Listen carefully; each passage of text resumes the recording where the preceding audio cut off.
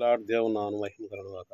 దేవుని యొక్క వాక్య గ్రంథంలో నుంచి యెషయా గ్రంథము 55వ అధ్యాయం 3వ వచనంలో, చెవియొగ్గి నా యొద్దకు రండి, మీరు వినిన వెడల మీరు బతుకుదురు, నేను మీతో నిత్య నిబంధన చేసేదను, దావీదుకు చూపిన శాశ్వత కృపను మీకు చూపెదను.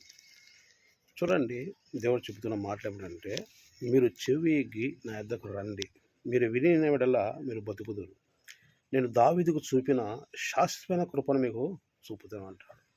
ఎప్పుడు మనకు దేవుడు శాశ్వతమైన కృపను మన చూపుతాడు అంటే, మనం చెవికి ఆయన వద్దకు రావాలి. ఆయన వద్దకు వచ్చి ఆయన యొక్క మాటలు మనం ఏమంటే విన్నప్పుడు, ఆయన ఆజ్ఞలు ఆయన నిబంధన మనం గైకున్నప్పుడు మనం ఏమవుతామంటే బతుకుతారు మీరు అంటాడు. నేను దావీదుకు చూపిన శాశ్వత కృపను మీకు కూడా చూపుతాను అంటాడు. చూడండి నా సహోదరుడా, దేవుడు ప్రేమ స్వరూపి, ఆయన ప్రేమై ఉన్నాడు.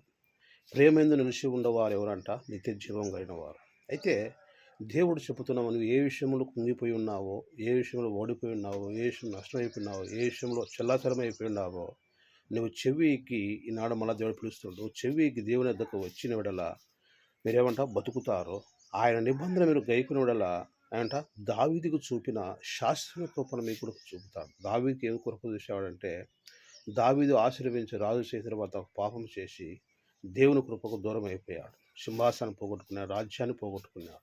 అయితే మళ్ళా దేవుడు ఆజ్ఞలు, దేవుని కరడలు, దేవుని నిధులను, దేవుని ధర్మశాస్త్రం అనుసరించి దేవుని యొద్దకు బతిమాలుకున్న తర్వాత అతడు ఏమంట దావీదుకు శాశ్వతమైన కృపను మళ్ళా చూపినాడు. ఎలా చూపినంటే, నీవు నా తండ్రివయ్యా, నీవు నా దేవుడవు, నన్ను రక్షించిన ఆ దుర్గము నీవయ్యని అతడు నాకు మొరపెట్టినాడు.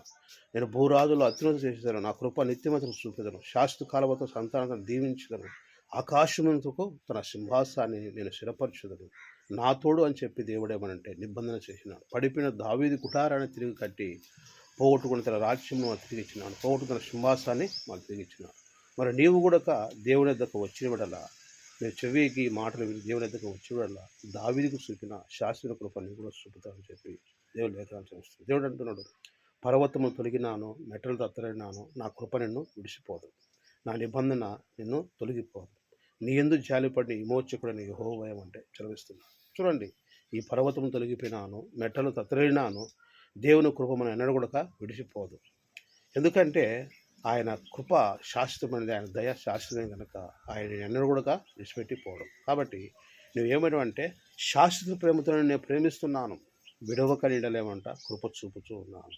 కాబట్టి ఈ వాక్యము నీ ఎద్దకు చేరుతుందంటే నిన్ను ప్రేమిస్తున్నాడు, సత్యం వైపు, జీవం వైపు, యథార్థ వైపు, నీతి వైపును తిరగాలని, దేవుని యొక్క రాజ్యాన్ని, దేవుని యొక్క ప్రేమను పొందుకొని వివేకాలను జీవించాలని చెప్పి దేవుని వాక్యం చేస్తూ దేవుడు కొద్ది వాక్యం ఆశీర్వదించి దీవించుగాక. ఆమేన్. Praise lord.